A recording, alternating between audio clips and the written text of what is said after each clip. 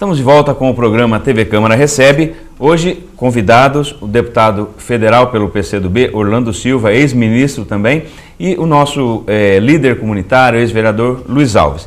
Primeiro bloco, deputado, nós falamos um pouco sobre o trabalho, a história do partido, as suas ações como deputado, e agora falar um pouco da política nacional. Eu gostaria de começar falando de um assunto que é extremamente sensível à nossa sociedade, que foi o assassinato da vereadora Marielle Franco no Rio de Janeiro, seu motorista, e nós estamos tendo novidades com relação à apuração desse caso, mas é um crime que tem conotação política que choca muito a sociedade. Com certeza. Eu considero que o assassinato, que foi uma execução, está evidente que foi uma execução feita da vereadora Marielle no Rio de Janeiro e vitimou também o seu motorista, eu considero que se trata de um crime político, né? Nitidamente a vereadora tinha um perfil de atividade ligado à temática de direitos humanos, de crítica a determinada conduta de forças de segurança, e o que se viu foi a tentativa de silenciar uma voz que questionava determinada conduta de agentes públicos. É lamentável, porque crimes políticos não combinam com democracia. E o mais grave é que esse crime político se dá num ambiente de muita intolerância, Luiz. Eu creio que o Brasil precisa enfrentar e superar esse quadro de intolerância. Há poucas semanas atrás, por exemplo, o ex-presidente Lula fazia uma caravana pelo sul do Brasil e o ônibus em que ele viajava foi atingido por tiros. Nós precisamos respeitar as diferenças. Ninguém é obrigado a pensar igual a ninguém, mas todos temos a obrigação de respeitar o direito de expressão de quem quer que seja. É aquela história, né?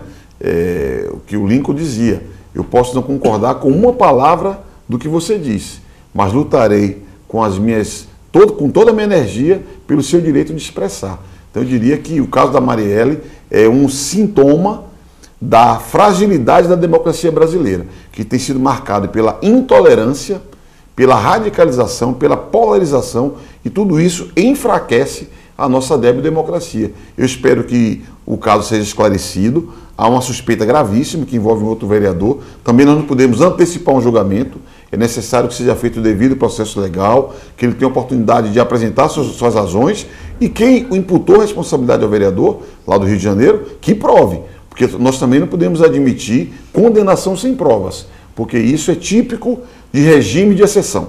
Assim como crimes políticos, uma condenação sem prova é algo típico de regime de exceção. Deputado, vocês estão trabalhando agora para as eleições do dia 7 de outubro, eleições para presidente, né, uma série de mudanças, e a candidata, né, Manuela Dávila já se coloca como postulante, né, ao cargo de presidente. É uma jovem liderança também que está surgindo no cenário político. Vocês vão trabalhar pela candidatura dela, então? Sim, o PCdoB apresentou pela terceira vez na sua história uma candidatura a presidente. Nós apresentamos nos anos 30, nos anos 40, o Hélio Fiuza, que fez 10% dos votos no Brasil, e decidimos apresentar o nome da Manuela Dávila. Por quê? Porque, a nosso juízo, houve uma quebra da ordem institucional com o impeachment da presidente Dilma. Nós consideramos que foi um impeachment sem crime. Por isso, quando falamos de golpe, é porque você quebrou a ordem institucional, instituiu um governo sem legitimidade social e política qualquer. Mas nós achamos que esse processo de ruptura institucional marcou o fim de um ciclo, do ciclo da redemocratização, que começou em 1989, com a primeira eleição direta, e se encerrou em 2016. E é um ciclo também, a meu juízo, que exige novos personagens em cena. Então eu creio que é o momento em que nós devemos apresentar novas plataformas, e o PCdoB considera que é necessário ter um nome que seja porta-voz de um projeto nacional de desenvolvimento. Nós achamos que o Brasil tem um quadro de desigualdade social brutal. Nós achamos que o setor produtivo brasileiro precisa ser mais estimulado, porque no Brasil hoje quem ganha muito são os bancos. Hoje a indústria brasileira está no nível, com relação ao PIB, né, ao Produto Interno Bruto, a indústria brasileira está no nível dos anos 40, a indústria de transformação. Então, um estado como São Paulo, em que tem 42% da indústria, se você não tem uma política que desenvolva a indústria, você não vai ter desenvolvimento no estado. Então, nós queremos uma candidatura como a da Manuela para defender os direitos da mulher, os direitos da juventude, os direitos das minorias, mas, sobretudo, desenvolver e defender um projeto nacional de desenvolvimento, para que a indústria brasileira possa ter um fôlego, para que nós possamos ter uma política de reformas, como a reforma urbana, para garantir moradia digna para a população brasileira, para garantir mobilidade adequada e as pessoas ganhem tempo nos seus deslocamentos cotidianos para o trabalho. Enfim, a Manu, como a gente chama, deve ser portadora de um projeto de renovação da política e da gestão, pensando no desenvolvimento nacional. Deputado, o que a história, na sua visão, vai mostrar do todo o processo que culminou com a saída da presidente Dilma, da maneira que tudo ocorreu? Que foi uma grande conspiração. Eu estou convencido disso. Eu vivi isso de dentro. Eu era da liderança do governo em 2015, 2016, e muitos dos que estavam participando da base do governo, nós percebíamos nitidamente a conspiração que se fazia para tomar de assalto o poder político. Evidentemente que houve erros de condução por parte do governo da presidente Dilma. Isso aí não pode ser ignorado. Houve erros de condução. Só que isso não permitiria que houvesse o assalto ao poder, que é o que foi feito por parte do Michel Temer e da sua turma. Michel Temer, Eduardo Cunha e a sua turma tomou de assalto o poder no Brasil. Essa que é a realidade. E agora, quando nós dizíamos esse golpe é contra você, muita gente não entendia. Nós estamos percebendo agora qual que é o objetivo. Por quê? Foi feita uma reforma trabalhista que desfigurou completamente a consolidação das leis do trabalho, precarizando as relações de trabalho.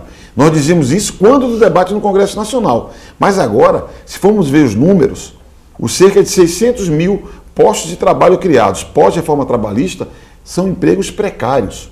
Nós perdemos empregos regulares de boa qualidade e ganhamos empregos precários.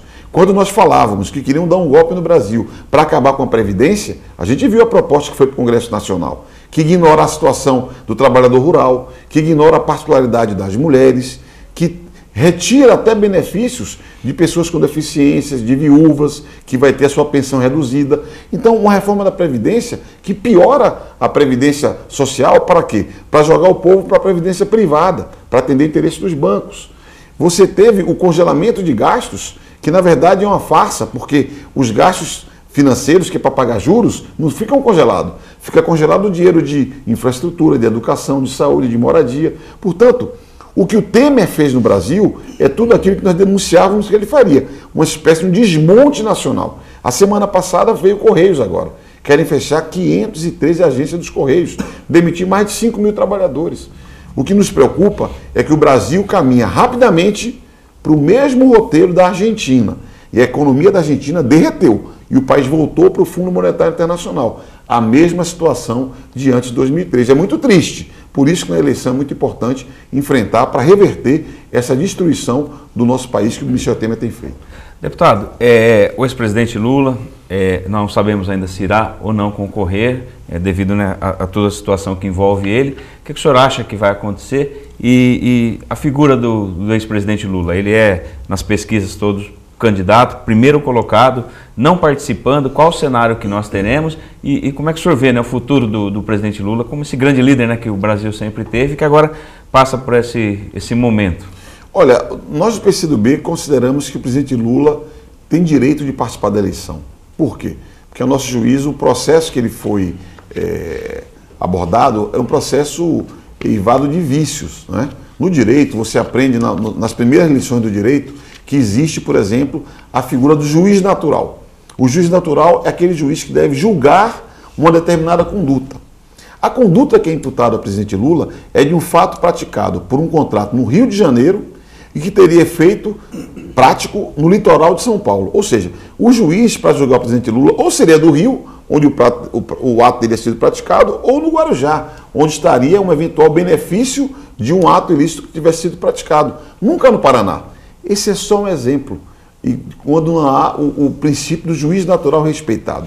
O Brasil assistiu quando os procuradores falavam, nós não temos provas, mas nós temos convicções. No direito, ninguém pode ser julgado com base em convicções, tem que ser julgado em provas, é o chamado devido processo legal. E mais grave ainda, a Constituição Federal está escrita lá, a execução da pena deve se dar após o trânsito em julgado. E o Supremo reviu uma regra da Constituição que é explícita no mundo inteiro o que é o trânsito de julgado. Então, a nosso juízo, foi um julgamento injusto, por isso consideramos que ele tem direito de participar do pleito eleitoral. A minha impressão é que, apesar de reconhecer esse direito, não tende a ser o mais provável. pelos sinais que eu percebo do Tribunal Superior Eleitoral, inclusive, é que tende a não ser o mais provável. Agora, o Partido dos Trabalhadores tem a sua legitimidade, tem o seu tempo para tomar a sua decisão. Eu espero e eu confio na Justiça, eu confio que a Corte Superior, o STJ, o STF, deve corrigir uma série de abusos que foram praticados em todo esse processo.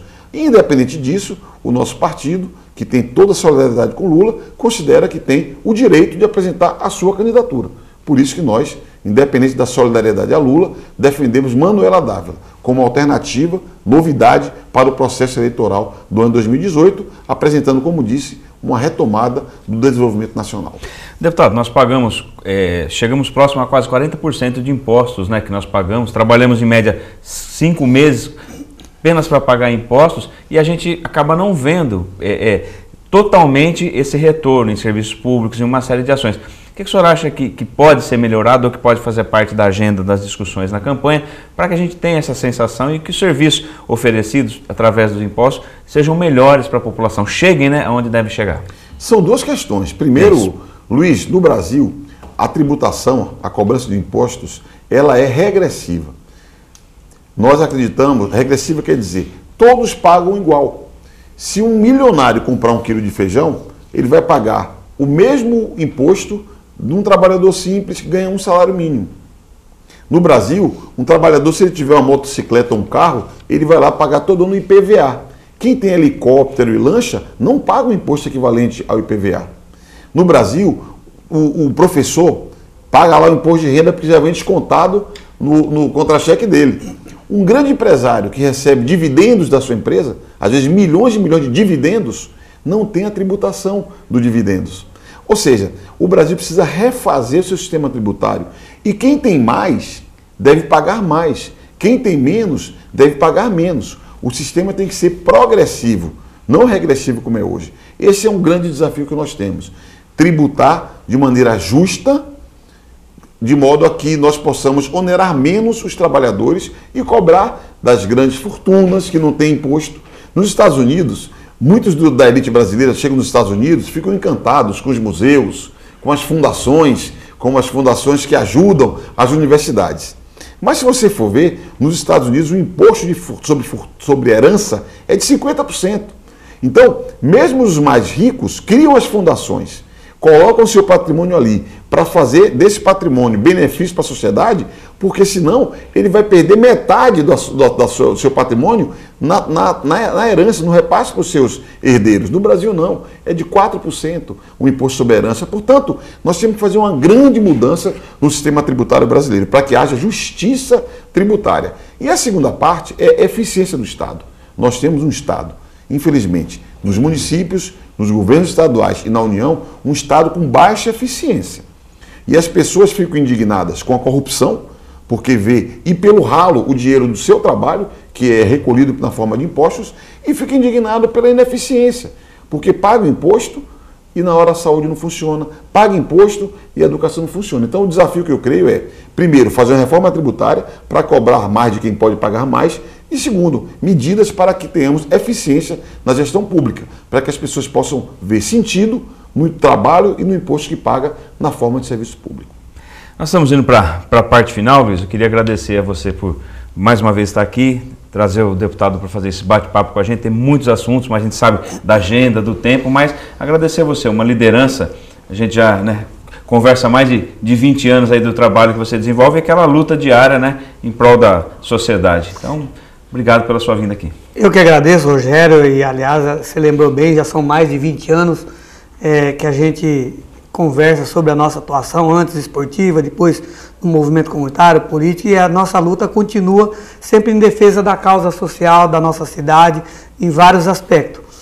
E acompanhando o Orlando pela região, você vê o que o Orlando acaba de dizer, a precariedade, muitas vezes a falta de qualificação até, e que na falta de um bom gerenciamento o dinheiro acaba indo para o ralo.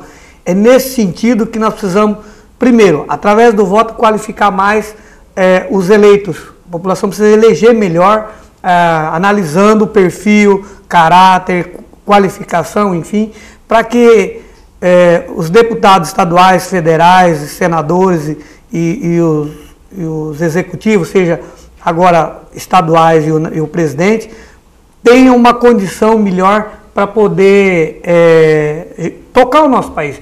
Porque não é possível você eleger pessoas que após ele tomando posse, ele fala, não, eu estou aqui para aprender. É inadmissível isso. Porque o camarada muitas vezes vai para a rua prometendo o céu e a terra, mas aí quando ele assume o mandato, eu estou aqui para aprender. E tem gente que termina o mandato aprendendo, o que é lamentável. E isso a gente está vendo em todas as esferas de governo, não é? Seja municipal, estadual e nacional e também no legislativo. Então, tem pessoas qualificadas, pessoas sérias, honestas, e que nós precisamos estar atentos, analisar o perfil e a qualificação de cada um e eleger. E aqui, com toda a modéstia, eu, por conhecer Orlando há tanto tempo, um camarada que tem uma vida transparente, não é? E que já faz parte da história, do patrimônio do PCdoB, do país, do estado de São Paulo, enfim. E nós somos gratos porque a Bahia nos deu Orlando, né, com essa qualificação toda. Um camarada sério, honesto e que não tem preguiça de trabalhar. Não é um desses que vai chegar lá e, ó, estou aqui para aprender. Ele já sabe o que tem que fazer e como fazer. Então é isso que eu concluo dizendo, agradecendo a você, Rogério, a TV Câmara, o nosso presidente Walter Moreno, que tem sido sempre um grande amigo, um parceiro, e também agradecer a administração do prefeito Ricardo Armundo, que embora eu não faça parte da administração, mas o PCdoB, eu pessoalmente, nós temos um diálogo, e esse diálogo ele tem fluído de maneira permanente, a fim de que a gente possa continuar contribuindo com o nosso município. Obrigado, Luiz Alves, e tem um convite do deputado para você, hein? Você já conhece um pouco da política também. Depois, num outro programa, a gente vai falar. Essa é uma outra luta que nós vamos travar em outro momento. Tá certo, então. Obrigado. Deputado, muito obrigado pela sua vinda aqui à cidade de Tupã. Eu queria encerrar deixando para o senhor uma reflexão para as pessoas que estão em casa. O Brasil, nesses últimos 4 anos, vive uma turbulência e certamente a cabeça do eleitor está com uma série de dúvidas. As eleições serão menores, o tempo de exposição será menor de se debater ideia e a gente acredita que algumas questões estarão até encobrindo o debate de fundo que seria o essencial. Que orientação ou que mensagem o senhor deixa para os eleitores para que eles possam fazer um voto consciente e que a gente caminhe num bom sentido aí no nosso país? Esse é um grande desafio, viu, Rogério? Mas eu quero agradecer uma vez mais ao Luiz Alves pela oportunidade de voltar à cidade de Tupã, agradecer aqui à TV Câmara, ao presidente Walter Moreno pela gentileza de nos receber aqui, o prefeito Ricardo Raimundo. E a mensagem que eu deixo é de confiança no Brasil, fé no Brasil. O povo brasileiro já deu demonstrações de inúmeras vezes de capacidade de resistência, de luta e de construção, né? E que a população se empenha ao máximo para conhecer, refletir, discutir, porque o que está em jogo é a nação brasileira.